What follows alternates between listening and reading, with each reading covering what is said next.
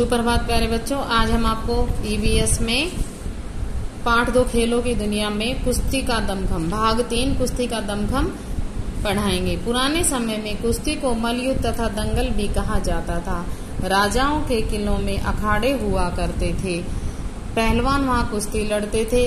कुश्ती जीतने वाले पहलवान को इनाम दिया जाता था। कुश्ती में समय निर्धारित नहीं होता था। जब तक कोई पहलवान हार नहीं जाता था तब तक कुश्ती पूरी नहीं होती थी। कुश्ती के अनेक प्रकार हुआ करते थे, जैसे हनुमंती कुश्ती, भीमसेनी कुश्ती, जामवंती कुश्ती आदि। स्थानीय लोगों में दंगल बहुत प्रिय था। तो बेटा पहले कुश्ती को क्या कहते थे? पहले कुश्ती को बोलते थे दंगल या मल्लयुद्ध। राजाओं महाराजाओं के, ये देखिए ये है कुश्ती।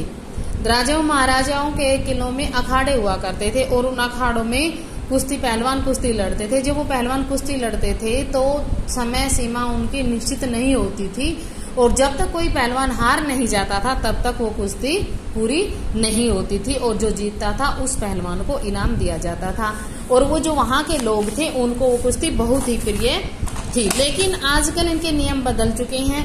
आजकल जो कुश्ती होती है वो बराबर उम्र व वजन वाले पहलवानों के बीच होती है और उनके बीच समय सीमा रखी जाती है।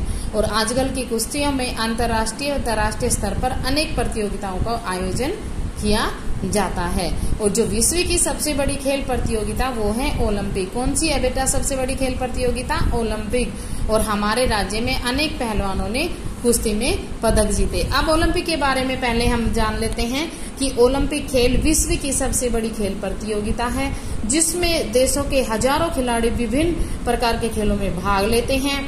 और ओलंपिक खेल सबसे पहले सन 1896 एथेंस यूनान में शुरू हुए थे।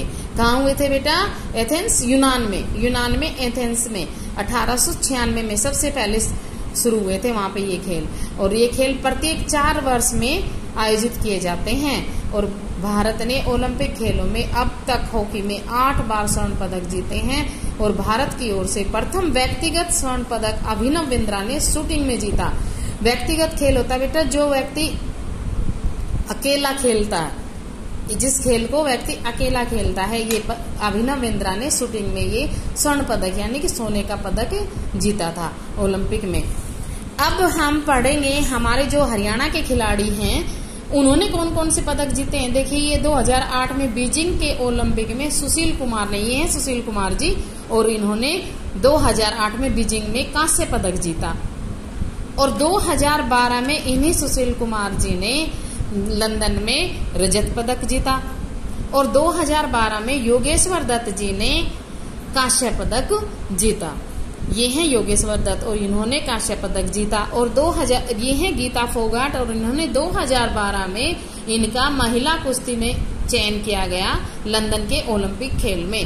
और सबसे पहले 2012 में ही महिलाओं को कुश्ती में शामिल किया गया। और ये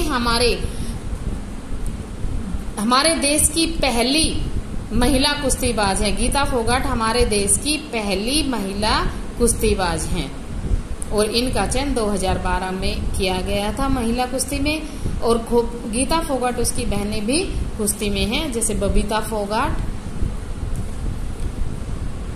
इन्होंने अंतर्राष्ट्रीय स्तर पर अनेक प्रतियोगिताएं जीती हैं।